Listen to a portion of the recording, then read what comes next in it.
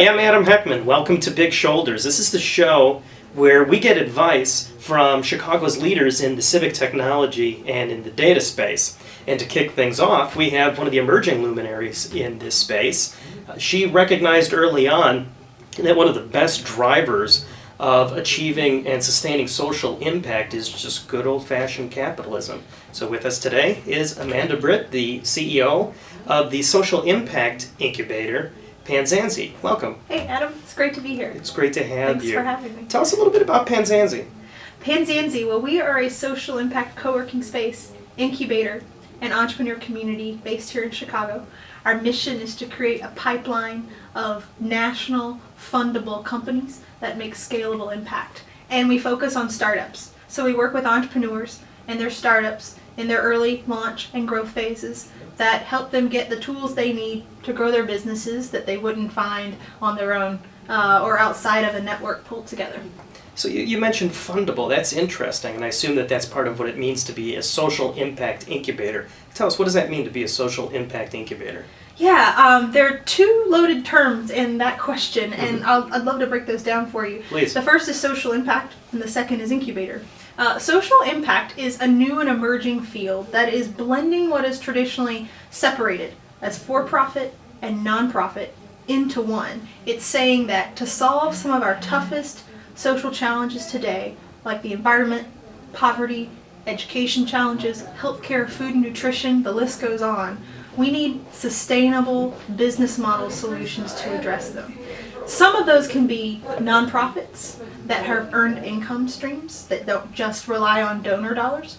And many of those are for-profits, which are saying whether it's a consumer product, a tech product, or a service model, these are ideas and these are ways we're going to make money to not only sustain our impact, we're going to grow it and the profits reinvest back in making more incremental impact. So when we say incubator, that is the aggregator role that many institutions play that say we're going to help the entrepreneurs who address these tough social challenges find the tools they need, which are how do I run my business? Who are the market contacts that I need to have? What about mentors? Where can I find investors and sources of capital? I need somewhere to sit and run my business with my team. Oh, and I need a community of like-minded people, whether that's to spur on ideas and innovation or just give a pat on the back, a hug, or a shoulder to cry on because it's a volatile ride, entrepreneurship. And that shoulder does come in handy, doesn't it? It does come in handy. And so incubators can take many different shapes in the marketplace, from just being a co-working space to just being a network of individuals, of marketplace resources to help entrepreneurs, or to being a formalized program where you go for 3, 6, 12 or more months to really grow your company in a concentrated process. Where we fall on that spectrum is we've started off piloting numerous of those initiatives to see what works in Chicago, what works for this budding social impact entrepreneur landscape, and just what works from a business model because we've decided to be for-profit. So we started with an incubator program. We worked with 5 companies, 4 of which got funding through our platform. Then we moved to a co-working space and worked with 85 companies that are based in Chicago, and we learned a lot in that sequence about what entrepreneurs really needed day to day just by simply being around them and having them come to us and helping meet their needs and resources. And now we're launching a school to really address the main gap we see in the marketplace, which is the entrepreneur in the launch stage who's earning revenue, they've taken a risk, they've left their day job, they're burning through their savings, the friends and family capital, they have a product, but they're not yet sustainable. And these entrepreneurs in the social impact landscape, again, have the motivation of solving a social gap. They wouldn't exist without it. They have the mission to solve a social gap. They're really gearing their business model toward solving a problem in education. And they have the business model that drives an earned income stream. And so our school will be designed to help them get through this really critical, high risk, but high potential stage of getting ready for funding. So that sounds really cool because it sounds like you've established something of a framework or a foundation to be able to experiment with different kinds of models like the school and other support models that you put in their place to see what works, and you can keep building on that. It's so important to experiment as an entrepreneur regardless of your business model, because we all start with hypotheses and we don't know if they're going to work. Markets change, products change, customers say one thing, they mean another, or you don't listen to your customers, you have to adjust.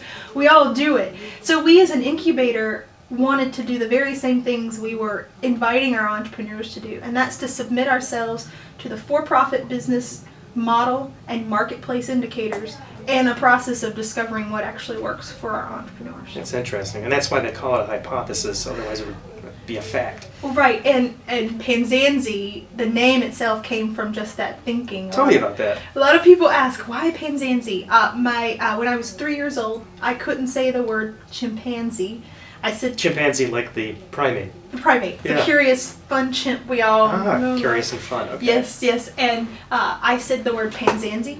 My parents said I thought I was right and adamant about it. Until kindergarten, when social pressures taught me the real word.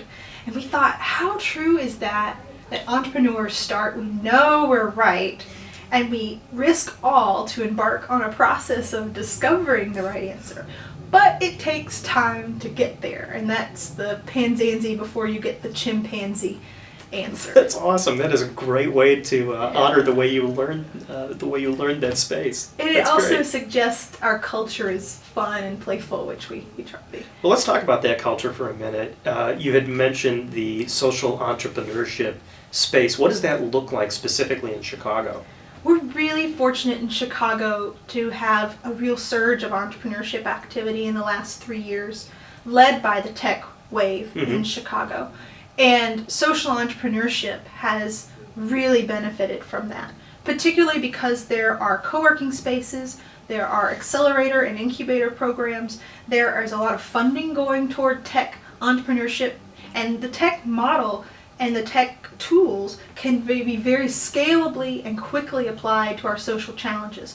Like there is a company here who's developing an online optometry exam that can scale your eyes from your own computer screen or their computer screen, plug in your information, and then calculate what your prescription needs to be. You don't even need to go necessarily to the optometrist to do this. Imagine if that's transplanted to a third world developing country where this can be easily accessed by, instead of sending humans, as many optometrists as humans there. This tech can do so many amazing things.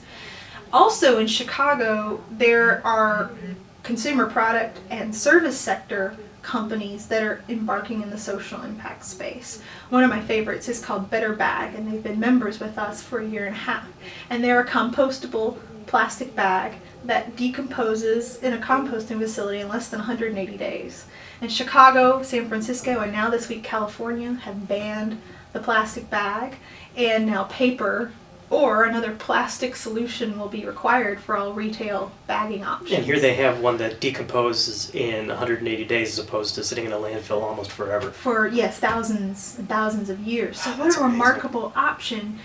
Those are 40% of our members are like Better Bag consumer product companies, and 30% are service sector companies like education or financial services. So I think a new opportunity for Chicago that the tech realm has paved a great path for is to bring more support around the consumer product and the service sector models, which tend to be more communal or have products that touch everyday communities, and that's where a lot of the social impact happens. So what advice would you have for anyone in the space that, or who aspires to be in the social entrepreneurship space? What kind of advice would you give them?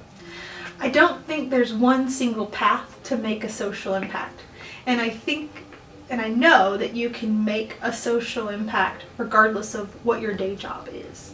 So I would say for those interested in the social entrepreneurship space, I would break it down into sort of 3 segments. The first is early stage career. Those in college, in high school, coming out of college, who are looking to get their job started and demanding and insisting that our jobs have an impact and have purpose. I would say stoke those passions with as much volunteer work, education, or if you can find jobs in the space, great. But focus on building a really strong marketable skill set that you can, whether it's marketing, whether it's asset management, whether it's coding, whether it's teaching, that you can bring into this space and use as a skill set to deliver more solutions and framework. It's really important to marry passion and energy with technique and ability to deliver. And so then I'd say sort of for mid-stage career, we get a lot of professionals from the corporate world, from government, and from other industries who want to contribute their knowledge to social impact. You can be a mentor with accelerators, with our company, with nonprofits like Taproot, who trains corporate associates to engage. And you can also, that might be a really prime place to leave your job and start something new or join on with an effort because you've had 10 plus years of work experience to really contribute that knowledge to a passion that you enjoy. And then there's the later stage career folks and half-timers who have now sort of run their gamut in their career and want to give back. That wisdom is so powerful and necessary to give to startups who are learning the ropes and are managing the checklist from marketing to finances to hiring to implementation, to have that wisdom poured into startups. So I would say, long story short, I would get involved wherever you are. Look within your corporation if you're there in your job to find ways to work with corporate social responsibility or to have your team do social impact, but also be willing to start a new path because there aren't as many jobs as there is demand for social impact roles. So be willing to create and find people to do it with you because you'll have a lot of fun. That's great. So a lot of different time points in your life when you can jump into this space. Amanda Britt, CEO of Panzanzee, thank you so much for coming in. Thanks, Adam. And this has been Big Shoulders, the show about civic tech and data in Chicago.